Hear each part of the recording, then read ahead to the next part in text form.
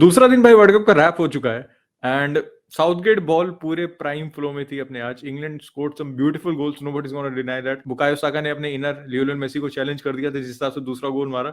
And England वर भाई flawless to watch. Match का start थोड़ा खराब था, लेकिन उसके बाद भाई जिस हिसाब से इंग्लैंड ने टेक ऑफ किया 10-15 मिनट के अंदर 3 goal and never look back. 6 गोल मारे भाई ईरान के खिलाफ, विच डिफेंसिवली हमें लगता था एक अच्छी टीम है।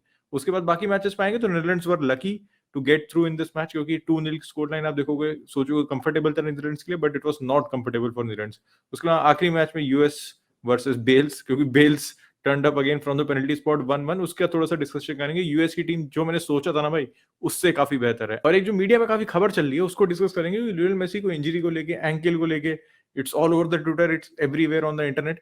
तो वो करेंगे, मेसी के इंटरव्यू से खुद उसका ब्रेकडाउन करेंगे। क्या मेसी को कोई इंजरी है या फिर ये फिर ट्विटर के हमारे जो ज्ञाता है उन्होंने खुद ही मेसी को इंजर कर दिया है। This video is brought to you by the OneFootball app. The OneFootball app is the best app for any sort of World Cup updates you need, whether it's match reports, whether it's player reports. Everything is available on the OneFootball app in proper detail.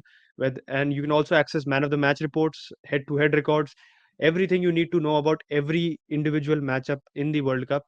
You can access on the OneFootball app. So if you're looking for an app which has everything you need to know about the World Cup covered, the OneFootball app is the best app to download. The link is in the description down below. Download the app and help support the Sunday league content. England की performance से शुरू करते हैं। And England के शुरू के goals were made in Manchester properly, क्योंकि भाई हमारे हैरी मैग्वायर भाई ने लाइन ब्रेकिंग पास दिया था हमारे बेलिंगम भाई को, एंड ल्यूक शॉ ने फिर क्रॉस दिया था बेलिंगम को, और बहुत बढ़िया हेडर था। उससे पहले Harry Maguire came close to scoring, काफी बढ़िया हेडर मारा था, क्रॉस बार लग गया था। देन असिस्ट बुकायो साका के गोल की हैरी मैग्वायर ने दी थी। तो मैं खुश था परफॉर्मेंस से, बिकॉज हैरी मैग्वायर पता नहीं भाई, थोड़ा इंग्लैंड के ऑब्वियसली कॉम्प्लीमेंट्री सेटअप है उसके लिए इंग्लैंड में, but one thing to notice कि भाई इस मैच में जो लोगों ने एक्सपेक्ट नहीं किया था कि गैरेथ साउथगेट ने 4 एट द बैक खिलाया था, क्योंकि हमें लग रहा था कि जिस हिसाब से सेंटर बैक्स लेके गया है, जो आप कह सकते हो डिफेंडर हैवी जो सेटअप रहता है इंग्लैंड का सिलेक्शन का, उस हिसाब से हमें लग रहा था कि 3 at the back 5 at the back वाला ही सिस्टम होगा, but it was 4 at the back and England looked comfortable. अब इसमें आप ऑब्वियसली एक चीज कंसिडर करने की बात है कि आई थिंक ईरान के लिए first setback was the keeper, क्योंकि उनका कीपर काफी इंपॉर्टेंट प्लेयर है उनके लिए। पिछले वर्ल्ड कप में भी देखो, सेव्ड रोनाल्डो पेनल्टी, इस थ्रोइंग उसका, वो कमेंटेटर्स भी बता रहे थे he has a Guinness world record of the longest throw. तो कीपर उनके लिए कह सकते हो एक इंपॉर्टेंट प्लेयर था।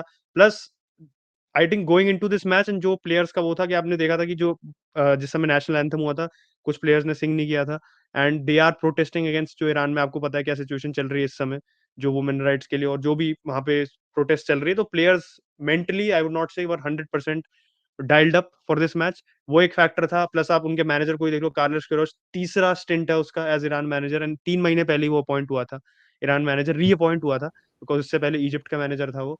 तो देख सकते हो कि काफी टर्बुलेंट था। दो ईरान पिछले वर्ल्ड कप में आप कंपेयर करो, they almost got a draw with Spain, Portugal के साथ ड्रॉ किया था, and they were a tough team to score against. तो आज कंपैरेटिवली इतना उनका हेवार परफॉर्मेंस थी ना defensively, England time and again chances बना रही थी। एंड इंग्लैंड की एक कॉन्स्टेंट टैक्टिक थी throughout the game, at least in the first half, कि राइट पे वो ओवरलोड्स बना रहे थे एंड ईरान कोप ही नहीं कर पा रही थी, क्योंकि ईरान जोनल मार्किंग कर रही थी and Iran was not able to get England to stop England. Basically आप स्टॉप ही नहीं कर पा रहे थे, कभी ट्रिपियर कुछ करा, साका को नहीं रोक पा रहे थे, एंड बेलिंगम भी वहीं राइट में आ रहा था, स्टर्लिंग भी राइट से कितनी बार राइट से अटैक्स में पार्टिसिपेट कर रहा था, एंड लेफ्ट साइड में लूक शॉ अकेला खड़ा रहता था, हैरी केन कभी कभी लेफ्ट में ड्रिफ्ट कर जा रहा था।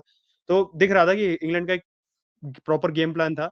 They were very good in possession, जो आप कह सकते हो एक इंप्रूवमेंट रहा है साउथगेट के अंदर। एंड दिस इज, अगर आप नेशंस लीग को रेफरेंस पॉइंट रखो, तो England were a very changed side from the Nations League, and obviously उनके जो प्लेयर्स हैं they are in better form. चाहे आप कीरन ट्रिपियर को देख लो, बहुत अच्छा मैच था उसका। आप बेलिंगम को देख लो, obviously Bellingham was getting the most of the attention, because भाई 19 साल की उम्र में got his first goal for England, and जिस हिसाब से उसकी परफॉर्मेंस थी, very comfortable. Declan Rice was comfortable. Harry Kane goal नहीं मारा, but Harry Kane was important in 2 goals, उसकी 2 असिस्ट भी थी आज, one for Rashford and one obviously that great assist for Stirling. तो पूरी टीम की प्रॉपर टीम परफॉर्मेंस थी। एंड ऑब्वियसली आपको पता है England fans as they are, the football is coming home फिर शुरू हो चुका है, ये हमारे को shouldn't be surprised by all these chants. But in terms of आप कह सकते हो अटैकिंग थ्रेट, अब साउथगेट ने पहले भी कहा था कि मैं थोड़ा shackles, I will release the shackles in this world cup, and काफी अच्छे से शैकल्स रिलीज करे। एंड कंसिडरिंग कि यूएस वेल्स वाला मैच था जैसा था, Wales was disappointing, a little disappointing than आप यूएस से एक्सपेक्ट करोगे, and US was surprising. England और बाकी टीम्स के बीच में काफी बड़ा क्वालिटी गैप दिख रहा है। इंग्लैंड अगर ये फॉर्म कैरी करते, देखो हमारे को फर्स्ट मैच के बाद रिएक्शनरी होना चाहिए, बट गिवन कि इंग्लैंड की जो फर्स्ट टीम है, प्लस जो बेंच से प्लेयर्स आके जितना इंपैक्ट किया था, चाहे आप ग्रीलिश को देखो, चाहे आप रैशफोर्ड को देखो, कितने भी हम्म। प्लेयर्स को देखो, इवन कैलम विल्सन, तो England look like a good side which can go deep into the tournament. कोई फुटबॉल इज कमिंग उनके मैं कोई क्लेम्स नहीं करूंगा, but they have a good shot in going far in this world cup. भाई हमारा prediction भी था, इंग्लैंड हमारे प्रिडिक्शन में फाइनल में पहुंची थी, तो लग रहा है कि प्रिडिक्शन अभी तक तो सही जा रहे हैं जितना हमने प्रिडिक्ट किया था। बाकी तो भाई समय ही बताएगा, और 1 महीने में पोल खुल जाएगी सारे प्रिडिक्शंस की। एक जो साउथगेट की तरफ से सरप्राइजिंग चीज थी, मुझे लगा था साला कोई भी कितने फॉर्म में हो ये वो अपनी घिसी पिटी टीम उठाएगा जिसमें उसके 4-5 फेवरेट बंदे होंगे। तो मैं ये नहीं कहूंगा एकदम पूरी इनफॉर्म टीम उठा ली थी, क्योंकि कुछ इसके फेवरेट बंदे थे अभी भी जो फॉर्म पे डिजर्व नहीं करते थे, लेकिन जिन फेवरेट बंदों को उसने उठाया दैट वाज ऑब्वियसली मगवायर भाई, गांड फाड़। Mount was also good, and इसके अलावा स्टर्लिंग की फॉर्म अभी वारंट नहीं करती थी स्टार्ट, लेकिन ही वाज भाई God scored a great goal, movement उसकी अच्छी थी, एंड स्टर्लिंग फाइनली यार ड्रिबल कर पा रहे थे, वरना स्टर्लिंग अपनी ड्रिबलिंग भूल चुके हैं। जब से जेमी कैरेगर ने स्टर्लिंग को नेमार से कंपैरिजन किया था, तब से भाई की करियर ग्राफ यहाँ से डाउनहिल ही जा रहा है और अभी तक नीचे जा रहा है। होपफुली भाई कैन रिकवर। अब बात करते हैं थोड़ी सी वेल्स और भाई यूएस वाले मैच की, अचिन ने बात की है, तो यूएस के लिए ना मैं यूएस को भाई क्रेडिट देना चाहूंगा, क्योंकि मैं यूएस को अंडरमाइन कर रहा था। आज का फर्स्ट हाफ देख के लग गया ना कि इस यूएस टीम को आप अंडरमाइन नहीं कर सकते इन दैट फर्स्ट हाफ। एक तो वेल्स वर एब्सोल्युटली हॉरिफिक भाई, पता नहीं क्या कर रहे थे चूतियों की तरह। एक तो पता नहीं क्या उनकी टीम में ऐसा लग रहा है कि 11 डेविड बेकम खेल रहे हैं, जिस हिसाब से वो क्रॉसफील्ड बॉल मार रहे थे ना फर्स्ट हाफ में, तो बहुत ही ज्यादा था, बहुत ही ज्यादा था। उनकी कुछ डिसीजन, जैसे मैं बात करूं कीफा मूर को ना स्टार्ट कराना, तो there was nobody to hold up the ball. Plus आप मिडफील्ड में आउट नंबर थे, ठीक है, उनके यूएस के 3 मिडफील्डर थे, आपके वहां पे 2 थे, रैमजी एंड एम्पाडू। रैमजी की वैसी अब एज हो गई है, वो थोड़ा थोड़ा लग रहा है, तो उसके पास वो लेग्स नहीं है जितना वो आर्सेनल में कवर किया करता था भाई, एंड ऑब्वियसली आर्सेनल से उसको काफी साल हो चुके हैं, तो not a fair comparison as well. तो एक तो आप अब जैसी बॉल आ रही थी, there was nobody to hold the ball up, Bale नहीं कर सकता है वो, ठीक है, बाकी तो मैं छोड़ ही देता हूँ। और फिर जैसी बॉल रिबाउंड हो रही थी, मिडफील्ड में आप आउट नंबर से, तो बहुत आसानी से आप भाई खुल जा रहे थे, बहुत आसानी से आपके प्लेयर प्ले आउट करके there was straight on to your defence. और जिस हिसाब से यूएस ने अपना पहला गोल ही मारा था भाई, बहुत ही अच्छा वेल टेकन गोल था भाई। लेब्रॉन जेम्स और सॉकर का एक बेहतरीन असिस्ट था, एंड टिमोथी विया का भाई आउटसाइड द फुट एक बहुत ही प्यारा फिनिश था। मुझे लग रहा था कि भाई यूएस कुछ कर सकती है, इसमें कुछ कर सकती है, लेकिन सेकंड हाफ में वेल्स केम बैक, ठीक है, वेल्स के पास जो एक्सपीरियंस था, कह सकते हो यूएस के पास वो एक्सपीरियंस नहीं था गेम को, इस मैग्नीट्यूड ऑफ गेम को कैसे हैंडल करते हो, क्योंकि टीम में भाई बहुत सारे यंग प्लेयर्स है, तो they have the hunger, they have the desire, they have the passion.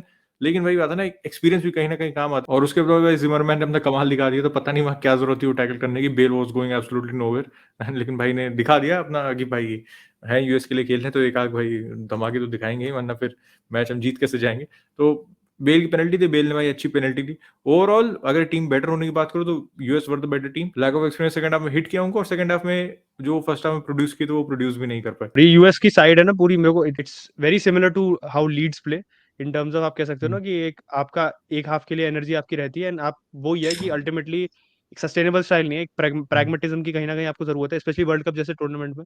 Southgate भाई ने वैसे प्रैग्मेटिज्म को गोली मार दी थी आज जिस हिसाब से मैच चल रहा था, but still you need pragmatism, क्योंकि आप देखो उनका मिडफील्ड देखो, they have a lot of energy, they have work horse midfield पूरा, आप कह सकते हो जो कुत्ते भर रखे हैं उन्होंने। आप टाइलर एडम्स की बात करो, वेस्टर्न मैकेनी की बात करो, ब्रेंडन एरनसन, पूरी टीम इज फुल, और इवन प्यूलिसिच, क्योंकि सारे बहुत अच्छे काउंटर प्रेसर्स एंड प्रेसर्स हैं इनके टीम में। इसलिए आप फर्स्ट हाफ स्टार्ट करोगे ना, तो आप कह सकते हो जो एनर्जी रिजर्व्स होते हैं जो यूएस के मिडफील्ड के पास है, यूएस के प्लेयर्स के पास, they are higher than the other team.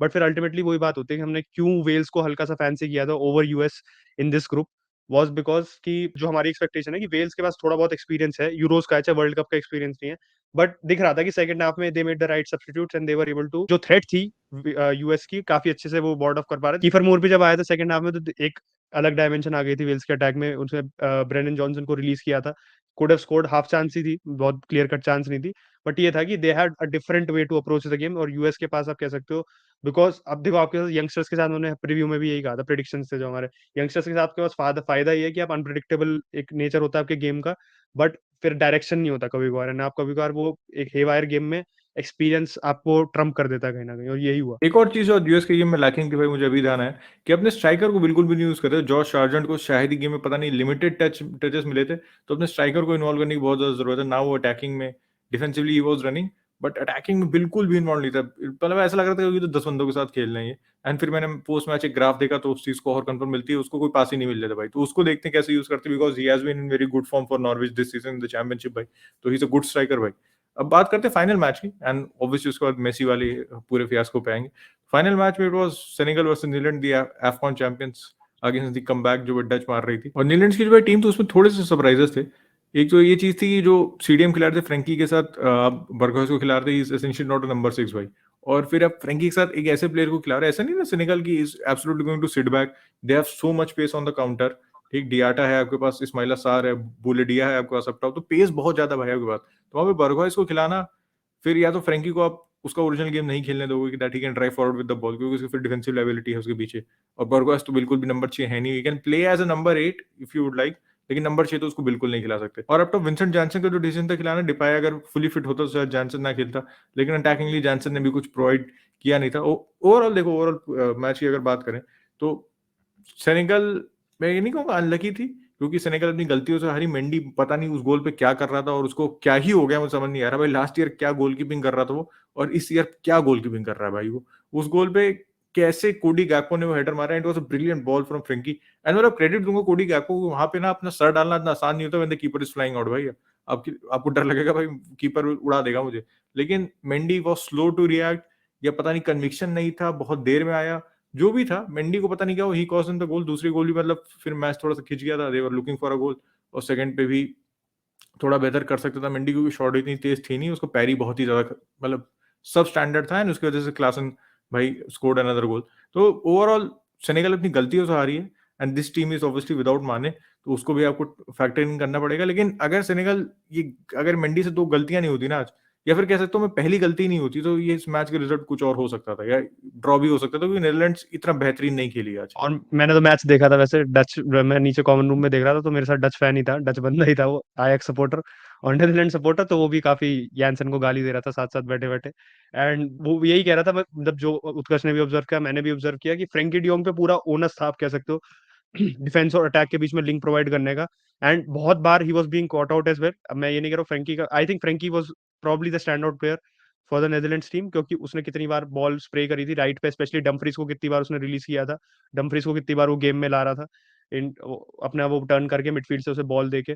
But वही था कि क्योंकि बर्गहुइस वो आपको एक तरीके से एक डबल पिवट में सफिशिएंट आपको सपोर्ट प्रोवाइड नहीं करता है, तो कहीं ना कहीं फ्रेंकी ज्यादा ड्रॉप कर रहा था। फिर आई थिंक सेनेगल ने ढंग से आइडेंटिफाई करा था, वो फ्रेंकी को ही सबसे ज्यादा प्रेस कर रहे थे। कितनी बार फ्रेंकी ने बॉल लूज की थी, या Frenkie was being crowded out, and Senegal ने कुछ अटैक्स बनाए थे उस मोमेंट पे। तो वही मुझे लगा कि कूप माइनर्स को आप प्रॉब्ली स्टार्ट करा सकते थे, क्योंकि कूप माइनर्स उस पोजीशन में कंफर्टेबल है, और वो आपको पासिंग ऑप्शन एक आउटलेट भी प्रोवाइड करता है, तो थोड़ा आप कह सकते हो सेंटर बैक्स के लिए भी कंफर्टेबल हो जाता। एंड नेदरलैंड्स की वही बहुत ही, जैसे हमने शुरू में भी कहा था, it was a misleading score line, क्योंकि आप डिफेंसिव परफॉर्मेंस भी देखो तो डिलीट बहुत शेकी था आज मेरे हिसाब से। Delete was not looking comfortable on the ball, बहुत वो ऐसा रस्टी सा लग रहा था, पता नहीं ऐसे वो होता ना हेजिटेंट सा, चैलेंजेस में उसके वो नहीं दिख रही थी मुझे कॉन्फिडेंस। एंड उसकी पोजीशनिंग भी कभी बार इवन इन द एयर ही was looking a little caught out. तो डिलीट की परफॉर्मेंस मुझे इतनी कन्विंसिंग नहीं लगी। इवन अप फ्रंट भी आप देखो तो Bergwijn was trying to drift in, but Bergwijn इतना इम्पैक्ट नहीं कर पा रहा था गेम। गेम डिपाई के आने के बाद आप कह सकते हो थोड़ी सी फ्लूइडिटी आ गई थी, आई विल नॉट से कि नेदरलैंड्स पूरी ट्रांसफॉर्म हो गई थी, बट यानसन का दिख रहा था कि यानसन ज्यादा प्रोवाइड नहीं कर पा रहा था। इवन डम्फ्रीज की भी आप डिसीजन मेकिंग क्वेश्चन कर सकते हो, आज जो क्वेश्चन कर सकते हो। इवन लेफ्ट डेली ब्लिंड भी आप कह सकते हो हिट एंड मिस था, जबकि डेली ब्लिंड काफी रिलायबल रहा है, और one of the only 2 players apart from Depay जो पिछले वर्ल्ड कप में थे, बट पिछले वर्ल्ड कप कैंपेन से जो आप कह सकते हो इस नेदरलैंड साइड में बचा हुआ है। तो वो ये नेदरलैंड्स के साइड को I think they need better mix of players, क्योंकि कहीं ना कहीं ब्रोकन सिस्टम सा लग रहा था मुझे। क्योंकि सेनेगल के पास एक कह सकते हो इस्माइल सार के अलावा कोई प्रॉपर थ्रेट नहीं थी, जो आप कह सकते हो जो स्ट्रेच कर रहा था नेदरलैंड्स को, इसलिए they were not able to score. Otherwise if Mané was there, I think probably Senegal उससे पहले गोल मार सकती थी। They had 2 good chances as well, जो सेव भी की थी नेदरलैंड्स के कीपर ने। बट आई थिंक नेदरलैंड्स इतनी आसानी से फर्स्ट फिनिश नहीं कर सकती, बिकॉज ऑफ अगर आप स्कोर लाइन देखो, they have lot to improve as well. एक ही सेविंग ग्रेस है कि बाकी 2 आपके ओपोनेंट इतने टफ नहीं होने वाले हैं। कतर तो देखते हैं कतर क्या करती है। वैसे कतर 51 रैंक है, और इक्वाडोर अननोन क्वांटिटी है, तो you don't know what to expect. अब आते हैं फाइनली जो काफी इंपॉर्टेंट टॉपिक है भाई, एज अर्जेंटीना फैंस। कल हमारा पहला मैच है सऊदी अरेबिया का, वॉच लॉन्ग होगा उसका। तो उसमें भाई खबर ये चल रही है ट्विटर पे, एंड हर कोई मेसी फैन ने देखी होगी, मेसी को एंकल के लेके पता नहीं कुछ खबर नहीं होती ना, साले कुछ भी खबर बना देते हैं। तो मैंने भी देखा, मैं भी वरी हो गया कि भाई ये इतना एंकल क्यों है, इसका ऐसा हुआ है। तो फिर एक रिपोर्ट आई कि भाई ये कुछ इसने पैरों में मेसी ने बैंडेज पहना हुआ था पर जस्ट फॉर प्रिकॉशन। उसके बाद एक और रिपोर्ट आती है, and this is from credible sources, ठीक है। उसका एक और रिपोर्ट आती है कि मेसी का घुट एंकल ही ऐसा है, ठीक। उसके बाद फिर थोड़ी देर बाद सारी कह सकते हो जितना भी ये फियास्को था, उसको मेसी ने खुद ही आगे क्लियर कर दिया in the pre match interview भाई, and hashtag sponsored by one football. तो ये थी हेडलाइन। फिर मैंने देखा तो ये मेसी के ही वर्ड्स हैं, I am feeling very well, very physically बहुत सही हूँ, कंडीशन मेरी बहुत सही है, और पर्सनली फिजिकली मुझे कोई इशू नहीं है व्हाटसोएवर। तो I think that is enough to tell कि मेसी को कोई दिक्कत नहीं, he is fit enough for the world cup, he will be ready tomorrow, there is no holding back, कोई इंजरी उसको परेशान नहीं कर रही। तो भाई जितने भी अर्जेंटीना के फैंस हैं टेंशन ना लो, he is fit and hopefully भाई पहले ही मैच है सऊदी अरेबिया को पता है पेल देंगे। लाइनअप की थोड़ी सी ब्रीफली बात कर लूं तो it's going to the same जो हमने भाई यूएई के खिलाफ खिलाया था, चेंजेस ज्यादा होने वाले हैं नहीं। उसमें जो प्लेयर थे वो एक चेंज है, उसमें एक चेंज है, अभी ध्यान है कि लोटारो अंदर आएगा। बाकी देखते हैं क्रिस्टियन रोमेरो अंदर आता है तो कौन बाहर जाता है if he comes in. Right back पे चेंज नहीं एक्सपेक्ट कर रहा हूँ, लेफ्ट बैक पे भी नहीं कर रहा हूँ, कीपर तो वही रहेगा। बीच में पेरेडेस ही स्टार्ट करेगा, मेसी के तो मतलब I think there is no discussion. Right पे डी मरिया होगा भाई, 2 बेहतरीन गोल मारते हैं उसने। लेफ्ट पे एलेक्सिस मैकलिस्टर होगा क्योंकि निको गोंजालेस वापस जा चुका है। एंड जिस हिसाब से उसने उस मैच में खेला था I think he is the best man to play that role right now. Lo Celso नहीं है, निको गोंजालेस नहीं है, तो उसको ही खिलाओ, बंदा अच्छा खेला था उस मैच में। एंड यूएई सऊदी अरेबिया तो not a very big jump in competition, hopefully 5 गोल मिले, मेसी भी एक हैट्रिक मिल जाए तो फिर नंगा नाच होगा।